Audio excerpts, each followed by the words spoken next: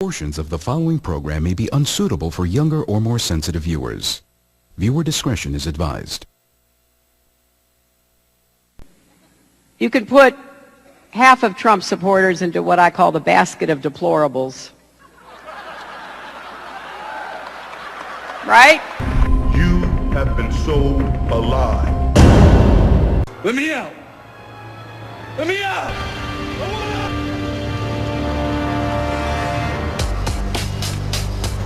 The Matrix is a system, Neo.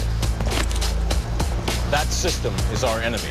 But when you're inside, you look around, what do you see? Businessmen, teachers, lawyers, carpenters, the very minds of the people we are trying to save.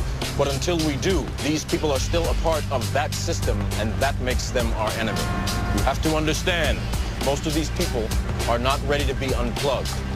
And many of them are so inured, so hopelessly dependent on the system that they will fight. Hail Trump! Hail our people! Hail victory!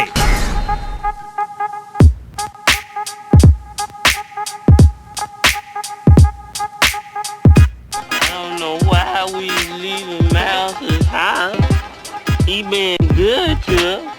He feed us on Saturday, close us on Sunday, and then beat us on Monday. This saving my money. That is the most ridiculous piece of philosophical bullshit I have ever. And the game's over when the white ball drives the black ball completely off the table.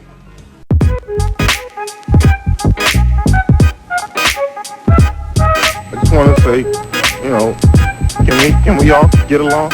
Can we get along? He had sex with a white girl, that's what. I say, Yeah! I want revenge! So you must be dangerous. I want you.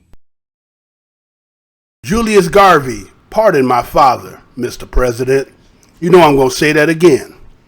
Julius Garvey, pardon my father, Mr. President. Julius W. Garvey, my father's civil rights pioneer Marcus Garvey, deserves a posthumous presidential pardon. J. Edgar Hoover, FBI, manipulated the system to make mail fraud charges stick against Garvey, he writes.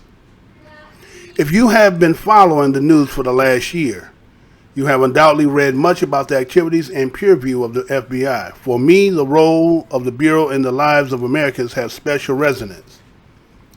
To elaborate, I'd like to introduce you to my father. In 1965, Martin Luther King Jr. visited Jamaica, where Marcus Garvey is enshrined as the country's first national hero. In a speech there, King described him as the first man of color in the history of the United States to lead and develop a mass movement. He was the first man on a mass scale and level to give millions of Negroes a sense of dignity and destiny and make the Negro feel that he was somebody. You gave Marcus Garvey to the United States of America, and he gave to the millions of Negroes in the United States a sense of personhood, a sense of manhood, a sense of somebodiness. In 1919, Marcus Garvey was a popular civil rights leader and human rights advocate for African people worldwide. That same year, J. Edgar Hoover was fresh out of law school and the head of the Bureau of Investigation, which later became the FBI. Garvey's rise to prominence came 80 years after the end of slavery and 30 years after the beginning of colonialism worldwide. African Americans lacked full benefit of citizenship and were being subjected to the black codes, sharecropping, lynching, the Ku Klux Klan, and the Southern backlash against Reconstruction. African American soldiers returning home after fighting in Europe in the 1914 through 18 War for Democracy were asking themselves how to obtain real freedom, true democracy, and an ability to shape their own destinies. Marcus Garvey's answer was through unity, a knowledge of your history and culture, self-sufficiency, and self-determination. This found a ready response in the hearts and minds of African Americans who had been brutalized, dehumanized, and depersonalized by legalized white supremacy for 300 years. His organization, the Universal Negro Improvement Association, had its headquarters on 138th Street in Harlem neighborhood of New York. By the 1920s, Garvey and the UNIA had a membership of 6 million spread among 1,000 divisions in 40 countries around the world. 700 divisions were in the United States, most of them in the South. When he learned of Garvey's vision and movement, J. Edgar Hoover circulated an internal memo stating his clear intentions to target him. I am transmitting herewith a communication which has come to my attention from the Panama Canal, Washington office. Relative to the activities of Marcus Garvey, he said, Hoover described my father as a West Indian Negro in addition to his activities in endeavoring to establish the Black Star Line Steamship Corporation. He has also been particularly active among the radical elements in New York City in agitating the Negro movement. Most telling were the words that came next. Unfortunately, however, he has and not yet violated any federal laws whereby he could be proceeded against on the grounds of being an undesirable alien from the point of view of deportation. It was clear that Hoover wanted my father off American soil, and the rest of his memo outlined how he planned to get there, proceeding against him for fraud in connection with the Black Star Line propaganda.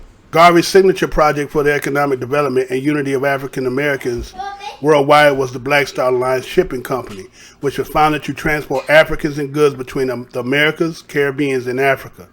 In less than 1 year, the UNAIA collected almost $1 million selling shares at $5 each to fund this project. The profitability and popularity of the Black Star Line Shipping Company roused Hoover's fear of my father's politics and provoked him to take action against him.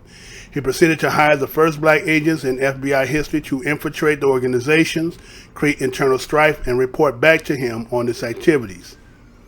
Eventually, Garvey and 3 others were charged with conspiracy to use the mail to defraud. The charges against the other 3 were dropped, but my father was convicted by all-white juries on charges that were widely considered politically motivated and in a trial tainted by misconduct. He spent almost 3 years in jail when in 1927 President Calvin Coolidge, because of public pressure and on the advice of Attorney General, commuted his sentence and deported him from this country to Jamaica. He could never return to the United States, and the momentum he had built on issues of racial justice stalled. He died in London in 1940. For decades, Hoover continued to develop his now notorious policy tactics as he grew the FBI and used them against others, presidents, prominent politicians, and social justice champions, including other significant black leaders like Malcolm X and Martin Luther King Jr.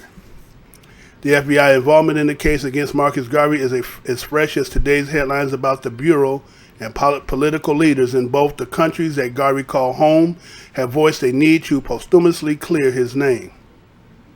In 1983, Prime Minister Edward Seaga of Jamaica requested that President Ronald Reagan issue Marcus Garvey a presidential pardon. Every Prime Minister of Jamaica has made the same request, most recently on President Obama's 2015 visit to Jamaica. Then Prime Minister Portia Simpson made a similar request. In 1987, Congressman John Conyers convened the House Judiciary Committee to hear evidence to exonerate Marcus Garvey. It never got out of the committee and went no further. In 2004, Congress Charles Rangel began a series of annual House resolutions to publicize the need to exonerate Marcus Garvey. In October 2016, the Congressional Black Caucus added its voice of support in a letter to President Obama. Hoover may be dead, but his legacy still lives and has an impact. The FBI and other law enforcement agencies cannot continue to act prejudicially against a minority of its citizens without having dire consequences for all of them. Nearly 100 years since Hoover began, we see the current FBI director, James B. Comey, also appearing to tilt the political scales. This is deja vu. The president of all the people can use his executive privilege to right this wrong against some of the people, because ultimately it involves all the people. In 1967, Martin Luther King Jr. said, "We are now faced with the fact that tomorrow is today. We are confronted with the fierce urgency of now. Procrastination is still the thief of time. Over the bleached bones and jumbled residues of numerous civilizations are written the pathetic words, too late." Dr. King was right. This time now is for President Obama to grant a posthumous pardon to Marcus Garvey. Online readers comment Obama should not pardon Marcus Garvey. You know, I'm going to say that again. Online readers comment Obama should not pardon Marcus Garvey.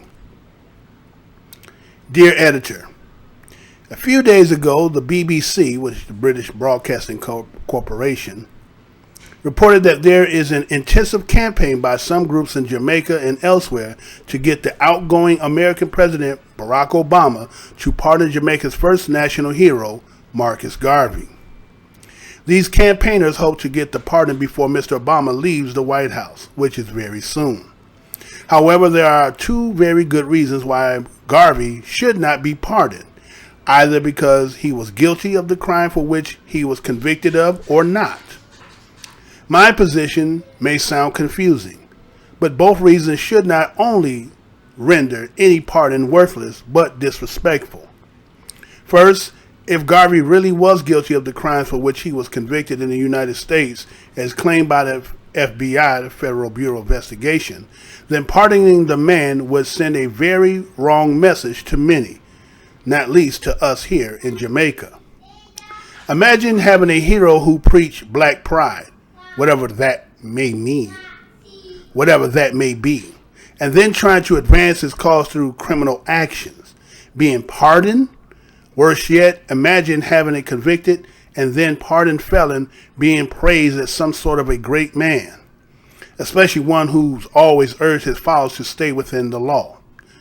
No, pardoning Garvey of a crime that he may have done, if indeed he did do it, would send the wrong signals. In fact, it would be an insult to Jamaicans. So, for this reason alone, he should not be pardoned. However, what if he did not do the crimes for which he was convicted of in the United States? Surely some may argue that the man should be pardoned on that basis. This is what many of his followers are arguing, claiming that he was framed. However, this is exactly the reason why he should not be pardoned. Those seeking a pardon are displaying true hypocrisy when they are urging the outgoing American president to pardon him. A pardon, by definition, is an admission of guilt. So, what these Garveyites are really saying when pushing for the pardon is that on one hand, they profess that the man was framed and thus not really guilty. But on the other hand, they are willing to accept that he is guilty just so that he can get the pardon. What they should be pushing for is exoneration, which would have been a recognition that the man was not guilty in the first place, and thus his record should be clean.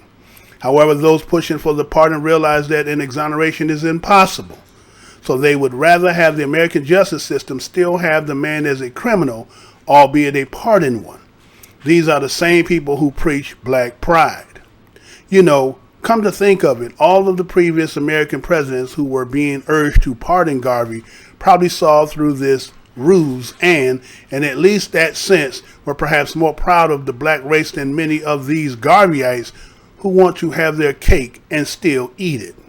Of course, one can understand them trying to push that ruse with Obama, a black man, which itself is another insult. Those pushing for the pardon probably think that Obama may not understand this ruse and pardon the man. Some proud black people these Garvey pardon pushers are.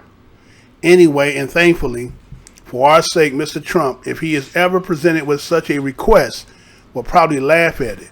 In one of his regular tweets, and rightly so, let's hope Obama will spare us the insult and don't pardon the man. Hey, how's y'all doing? This is Mr. Blows Your Minds coming with another thought-provoking topic. That's right, 2017, y'all. I'm going to keep coming at you, keep bringing it to you, keeping you informed. Why? Because I'm your whiteologist, bringing you the spin, the breakdown, the reverse psychology, the hidden agenda, the sleight of hand, the ruse, the lie. Whether you are internationally, continentally, globally, internationally, and locally, especially here in the United States. And my subject for the day, well, doing some research, I came across a story that I thought would be interesting to share with everybody. And it was about Marcus Garvey being pardoned or asked to be pardoned by President Obama. Now, based on the fact that we just about clearing the 8 years that we had the so-called, and that's what I said, so-called, black president who represented the United States of America, and accordingly the president is representing all the people, but a particular people looked at the president as one that would be embodying some of the injustices and that would help the people who have been disfranchised by a system to help them to, implement some reliefs due to the position that he sat in, and that the people who, as communities and leaders and positions of authority of leadership, would have used this 8 years as a way to garner in ways that could have benefited the people who have over primarily closing on a 398 years, right? 398 years, closing in on that 400 years. You would have think that this was the time. But again, everything that what appears, or the old saying is, everything that glitter ain't gold. I'm going to say that again. Everything that glitter ain't gold. Meaning something on the premise of appearance looked a certain way, but in actuality it was only there as a replication. It wasn't really there as the embodiment. It did not have the blood that binds. You understand? And the reason why I'm going to tie this part into what I'm talking about is because, again, we as the black Americans of this land, and what I mean by that, I'm not talking about somebody whose parents have came from somebody somewhere else, who came on their own cognizance to, relieve themselves of the burden of the land that they forefathers and ancestors came from, and they came here to settle, resettle, and took on the American dream. I'm not talking to, especially if you only first generation, second generation. This ain't even towards you. Yes, you are a melanated person of color, and I'm not trying to make a distinction or a separation, but again, this is the blood ties that bind me and my family. And those who hear me and know what I'm talking about, you know what I'm talking about. See, and in this article, I'm not sure whether the person who wrote this article, whether he is one of them, but he sure ain't one of us, because of the things that's going to be said and shown in the video. And so when you have people who wear the costume and can take the costume off, and then the people who that costume's supposed to represent, and they don't fruition your dreams and aspirations, what happens after they walk away? You're still holding a dream and aspirations, right? And that's what we're seeing here, and we're about to see. And then once he leaves, he's going to be tarnished in such a way that the stain that he's going to leave, because he raised his hand for the job, right? And he follows suit in the agenda that is laid for whatever the establishment is set for. We can't be fooling ourselves about that. And so the image is one thing. It is the damage after he leaves that sets the precedence for anything to come behind him.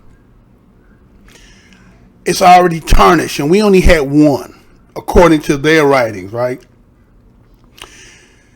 And so when you're asking somebody to sympathize and understand from a perspective of where we're coming from, that is not like you, not because we have an affinity of melanin and connection that may tie us into the continent, but do you really feel and understand what we go through and what resonates in me and us genetically that doesn't resonate with you and us? A lot of times when you listen to a lot of these people who be speaking, they talk from a perspective of like they know, and they look at us as if like, well, how come y'all ain't figured this out? Why don't you who talk like that, why aren't you going back to where your ancestor forefathers came from and go back and talk to them same people that come from that diaspora and look how they going to talk to you? Because see, it's easy to come in from and you brand new, right? You right out of the pack. You still brand new. You still got the brand new car smell on you, and you want to talk to some people who've been here for over 13 to 14 generations, 15 generations. You understand what I'm saying? And you want to come here with this brand new idea about how you have come up with this new dynamic. Because let me tell you something. A lot of people don't even look at this. A lot of people don't look at some of the people who are doing most of the speaking out here. Are they really generationally black Americans, or are they by some amalgamation or through some kind of, let's say, immigrating to this land, right? And if that be the case, you cannot be the prime advocate to speak on behalf of me and my people. Now that's just a shot for those who they know I'm talking about, right? Again, it's not about separation or distinction. It's just a simple fact that we keep getting used by people who put on the costume and act as if like they're part of us when they're not a part of us. And then they can walk away and say, well, because you believed in me and you thought I was you, but I'm not. I got my own nationality and affinity and bloodline to some other people who I'm more kinship to you. You were just a play family. You get what I'm saying? You're a play family. And so everybody keeps playing with us, right? So when I looked at this story, this is how I'm looking at it. It's the same thing here. As I read about Marcus Garvey, and they talked about trying to get Marcus Garvey pardoned, you know, for a lot of people who may not be familiar with Marcus Garvey, you know that Marcus Garvey was actually a junior, right? He was named after his father, right? He was a Jamaican political leader, publisher, journalist, entrepreneur. I think he was an entrepreneur too, right? An orator, right? He is what you hear some people talking about. There's the Prince of Pan-African. Well, he will be considered the king of Pan-Africanism, right? He was the founder of the UNIA, which is the Universal Negro Improvement Association, right? Matter of fact, I think he even created the African Community League, right? The ACL, right? And then he founded the Black Star Line, the shipping and passenger line, right? Which was how he was setting up to get the Back to Africa movement, right? The African diaspora to the ancestral land. And that was where a lot of people had really got behind and backed Marcus Garvey, because they felt like, especially during the time of when he was speaking, a lot of people felt like this was a, you know, resolution to some of the problems that were going on that we weren't dealing here in this United States. And so based on what transpired through him trying to fruition the Black Star Line, when we look back in retrospect in history, things had been stated as into there was sabotaging, as into the mail fraud, as a way that the system came up with a way to oust him out of here, to get him, because again, him being a foreign in this country. Now that's another thing too. Primarily, other than the Nation of Islam, right? But primarily, most of your people who are leading of people of black Americans, and I'm not saying this that other people can't, but when you're not bloodline tied, your advocacy, again, because you wear the costume and you may, you know, be burdened with some of the disenfranchisement, right?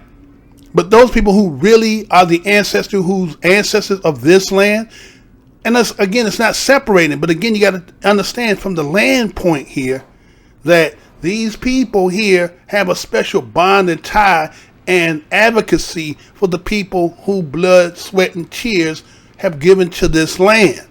So you'll see a lot of people who don't really have the long generational ties to the land have different philosophy. They're all about to get money, finding a cool spot in hell. You understand what I'm saying? Then those who are of the long lineage will have a more, chest out, right? The chest is out more when they're talking about the strife and the anguish that people have endured in this land. So when those people, again, our people, generation who have been tied, and then when you bring somebody who is foreign amongst you, who advocates and can sing the song and have the frequency that vibrates and resonates with you, what end up happening is the system will extricate it out. And when those that do have of the soil, they seem to, the way they get rid of them is somehow they come up dead. Right? So when we look at this story, and then they said that the dichotomy of it was the fact that people were online having so-called discussion that was just done on January 8th. Obama should not pardon Marcus Garvey. Now, it was just this one person writing the story. Based on what I've seen, it was only 20-something people comment. I don't know if this story is a, continuous story of before that they had maybe had this conversation. But again, this editor who seems to be a Jamaican, or at least he's advocating on it, but then when you really listen to what he's saying, he's not even really a Jamaican. So who really sending him? Who is this cat, right? So he's writing according to the editor, right? He said that there's an intense campaign by some groups in Jamaica and elsewhere to get the outgoing American President Barack Obama to pardon Jamaica's first national hero, Marcus Garvey. Until I heard this story here, I haven't heard anybody talking about it. I didn't really know, but again, that story, the original story, when I read As Into about that story, had been back in 2016, November 2016, and this one here is revised again as into the debate of people saying they shouldn't pardon Marcus Garvey, and that was just done on January 8th of this year, 2017. And so, if it has been quieted, it hasn't really been something that's talked about, and going through it, you see this person here. He said there's two very good reasons why Garvey should not be pardoned. Right now, he's advocating. In one sense, he's saying that Garvey should not be pardoned, and he's saying, and then what he's saying is, if he's guilty of the crime or if he's not guilty, he says that both reasons should not only render any pardon worthless but disrespectful.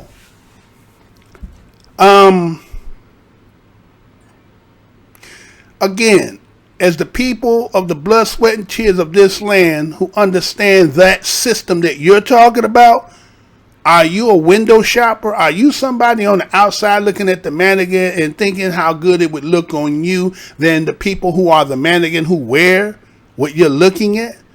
So if you're a person from the outside of the bloodline of the people of this land, and you try to speak about things that you could only speak from the outside, then you really don't understand the internalness of our fight, our struggles that we as the people of this land have been going through.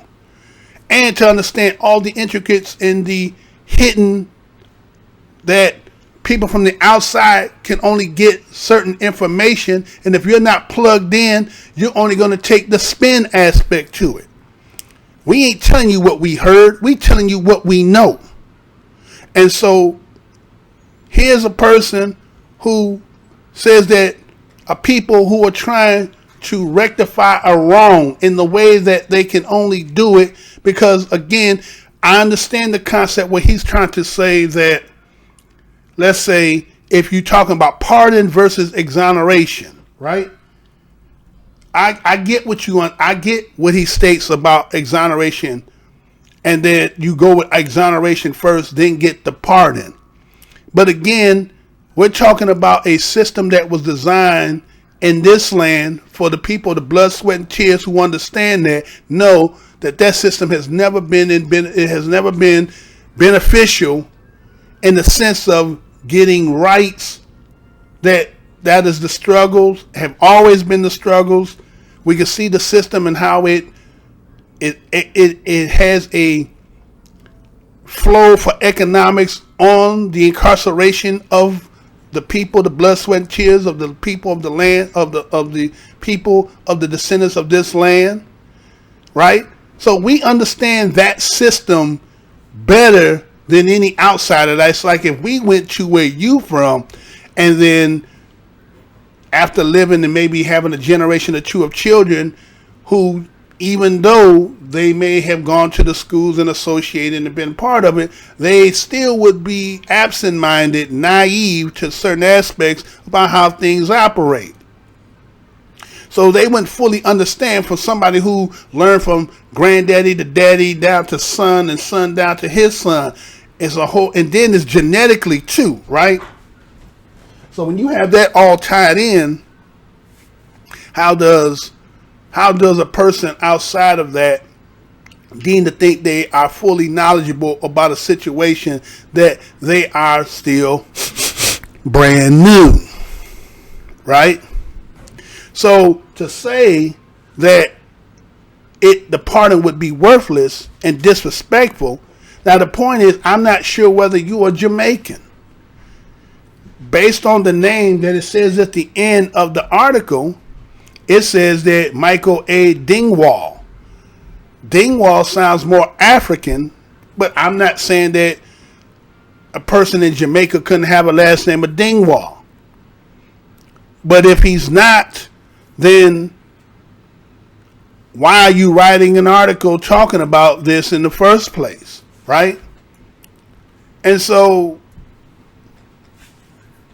from the people here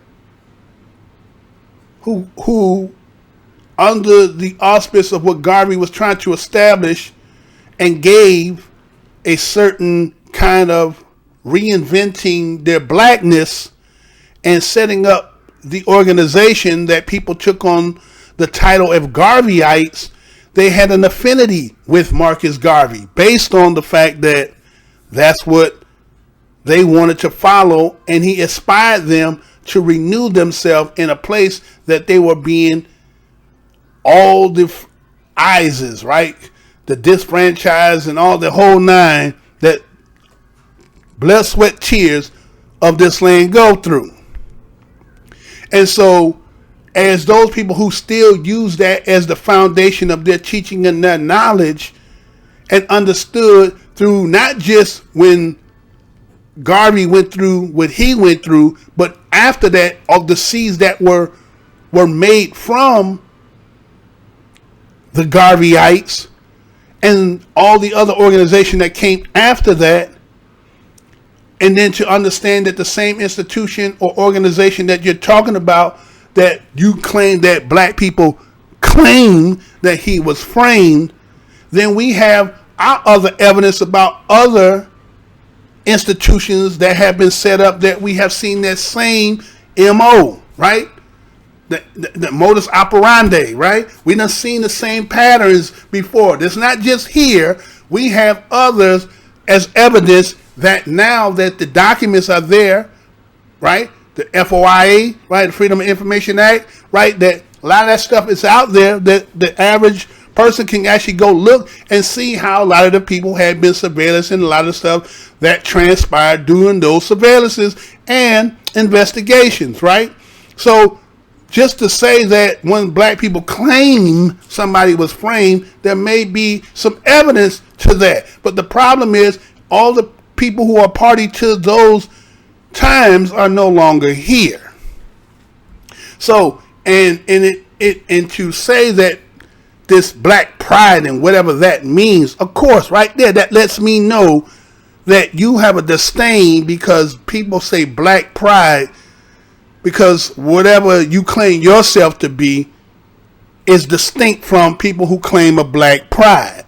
Black pride is, again, blood, sweat, tears, the people of the America who really don't call themselves African American, because that's not what it is. Most of us gravitate to the, even though some people will disagree and talk about color and being black, but the mantra that most of us will have an affinity to will be black. And so black pride is that which comes from the blood, sweat, tears of those people, say that we, and that is the pride that we come from that.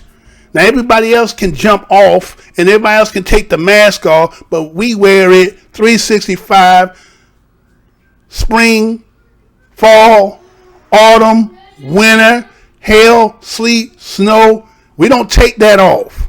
We can't take it off. But the system is always working at trying to get you to change your mind so that you're not like that. And many of us do that. So that to me was a shot to people who stance is black pride, not because it's a negative thing. It's a thing that the thing that they have stamped to prove for themselves. We ain't asked nobody to tell us that this is what we can we call ourselves this massa? Is it all right by you? That's what you want us to do? You want us to go to him to ask him, is it okay for us? No, this is something we deemed ourselves. And everybody seems to have a problem when anytime we want to define ourselves, anytime we want to do things that we don't want to be inclusive with other people, everybody got a problem with it.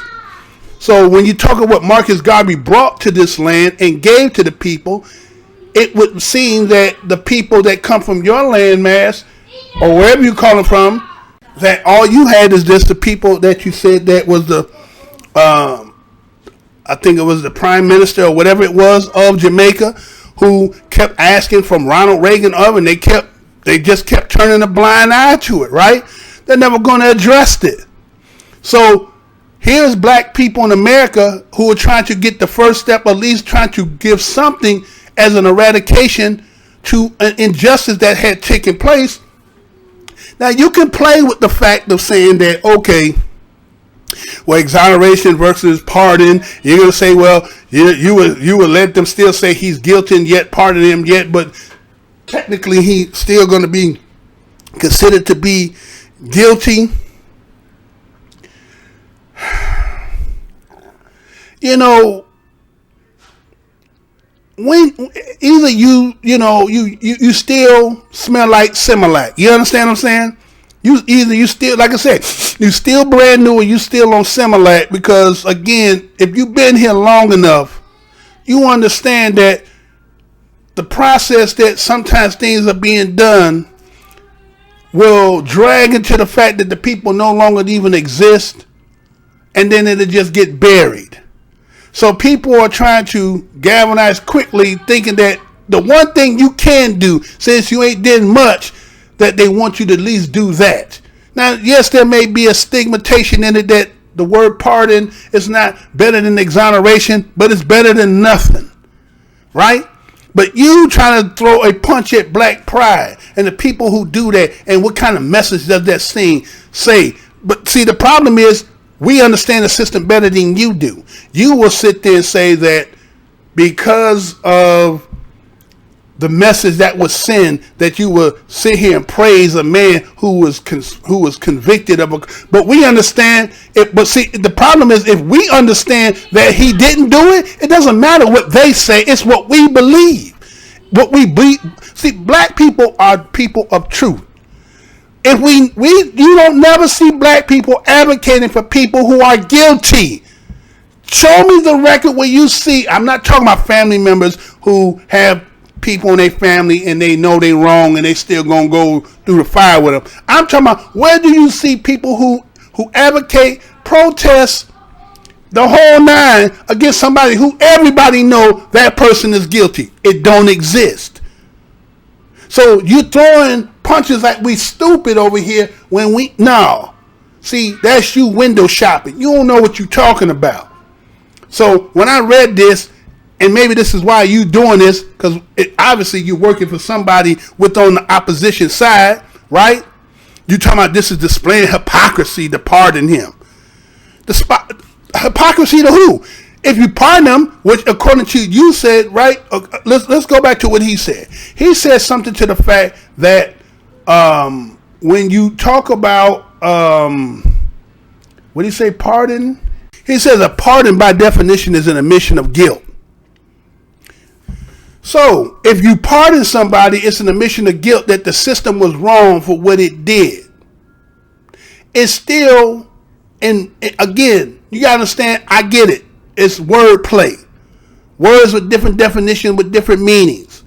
But does not pardon not also blanket that too? But it would be a process for you to go back and to exonerate. You use one aspect to go back to get the other one. You prove that you won here, you can't go back, but you said it's impossible. Well, whether it do or not, the part is that somewhere in the history now, it will have to say that he was pardoned.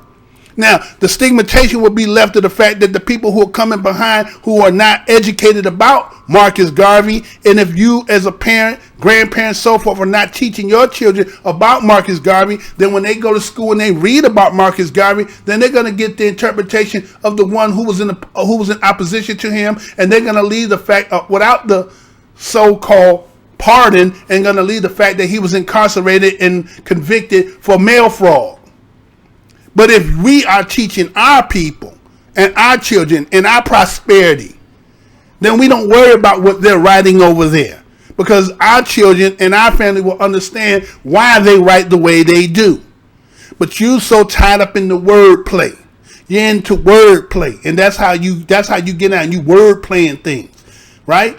And then you're trying to throw shots at us over here, right? Now, he says, of course, one can understand them trying to push for the rules with Obama. The rules. What's the rules? The rules is the fact that we understand something better than you do. That you playing the same game as the way that the one who got you in the condition.